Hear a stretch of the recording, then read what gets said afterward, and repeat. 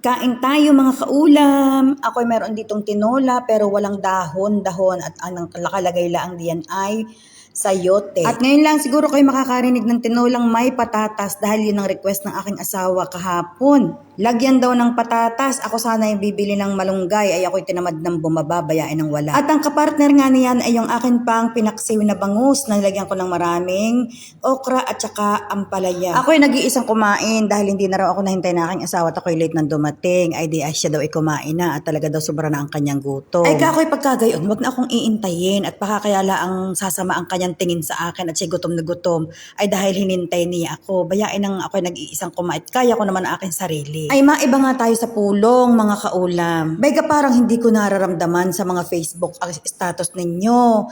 Sa lahat, anda ko'y mayat-maya nasa Facebook, bayga parang hindi ko nararamdaman na ang Pilipinas ay excited sa Pasko. Anhin ko kami din at talaga naman din hindi mo din mararamdaman dahil nga hindi naman lahat din ay nagse-celebrate ng Pasko. Lalo ngayon, marapit na ang National Day ng Dubai, ay di doon excited ang mga tao, doon nagpe-prepare. Dini naman ay mga Pinoy laang talaga ang halos nagse-celebrate ng Pasko. At saka yung ibang lahi na Kristiyano o ano, pero majority din ay mga Muslim, hindi naman nagse-celebrate ng Pasko. Although ang mga Muslim naman din kahit papaano ay nakikijoin minsan sa mga exchange gift. Pero ang Pinas talaga ay wala, parang walang uga. Ano ko nangyari? Ba't ka parang wala man lamang ako naririnig na mga Christmas song sa Facebook?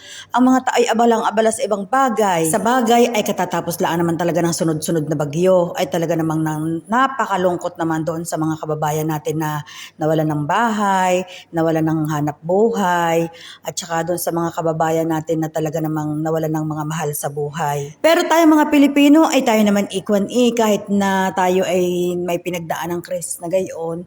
Magaling din tayong magdala, magaling tayong mag-cope up sa lahat ng mga napinagdaanan natin. Dahil sadya namang ganyan ang buhay. Huwag nating masyadong didibdibin. Oo naman, masakit, malungkot, pero hindi tayo po pwedeng mabuhay araw-araw na tayo ay nasasaktan at tayo ay nalulungkot. Kailangan natin bumangon para sa mga taong umaasa sa atin at sa mga mahal natin sa buhay. Laban laang tayo araw-araw. Pasasaan baga at makakaraos din at malalampasan din ang lahat ng problema ngayon ay nadaan sa atin. Sa isang araw wala na iyan. Ako'y parating nagtitingin sa Facebook ng mga excited na tao para sa Pasko, ng mga bahay na may magagandang dekorasyon. Parang kakaunti na. Ako'y medyo tinatamaan ng lungkot dahil parang namimiss ko ang mga nakagis na natin. Sa amin sa probinsya noong araw ay karamihan ay hindi naman nakakabili lahat ng malalaking Christmas tree. Hindi naman sapat ang pera para bumili noon at ng mga pailaw sa Christmas tree. Kaya ang ginagawa namin, kami napunta doon sa may sapa. Kami ay namumutol ng mga sanga nang hindi ko maalaala kung ano ang tawag doon sa punong iyon na para din naman talagang Christmas tree. Tapos aming ibinabaon sa lata na may buhangin. Tapos pinupuluputan namin ng mga crepe paper at aming sinasabitan ng kung ano-ano lamang. At yun ay ilalagay namin sa may kaunting sulok ng bahay. Ay Christmas tree na iyon. Tapos sa school naman, ang aming mga teacher at ang principal ay nagpapaproject ng mga parol, ng mga star. Talaga naman pagandahan kami. Ang amin pang ibinabalot ay yung pambalot sa masapan, yung plastic na dikulay na makintab. Tapos nilalagyan namin ng crepe paper na buntot sa magkabilang dulo. Tapos aming nilalagyan ng mga star-star sa mga gilid-gilid na mga kakintab na ang ginagamit pa namin ay palara nung mga sigarilyong nasa kaha. Ay di gayon ay ayos na. Talaga namang nakakamiss ang mga gayong mga padali. Parang ngayon ay wala nang nagawa ng mga gayon sa school. Ngayon ay talagang ang mga bata ay siguro aayaw na ng mga gayong padali at gusto talaga nila yung mga binibiling mamahalin. Ay noong araw talaga kami hindi gagastos ng malaki. Gagastos man kami noon ay doon lamang sa plastic ng masa pa na dikulay. Magkano ga lamang naman iyon. Dahil ang kawayan naman, pag nakapagkayas kami ng kawayan, tapos lalagyan laan ng maliliit na pako. Ang tawag namin ay kalabito. Tapos manghihingi laan ng palara doon sa may tindahan. At saka iyon, minsan bibili laan ng crepe paper, panggawang buntot, pahabaan pa kami ng buntot ng parol noon.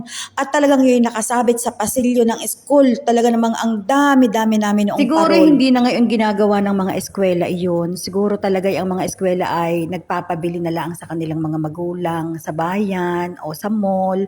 Ibang-iba na talaga ngayon ang panahon. Talaga namang tapos ang mga tao ay panay ang daing na wala daw pera, mahirap ang buhay. Pero lahat ng ginagamit nila ay binibili, hindi sila hindi sila nag-DIY, lahat ay bili. Pero panay din ang daing na mahirap ang buhay. Tapos ang Christmas card namin noon na pambigay sa mga kaibigan, magtutupi lamang ng A4 paper o yung tinatawag namin noon na typewriting. Magtutupi lamang ng 4 na tupi.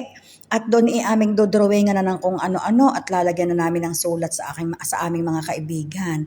Ay di kayo Christmas card na, ay ngayon ay iba, pupunta sa bayan, pupunta sa mall, titingin sa hallmark ng Christmas card na pambigay sa kaibigan.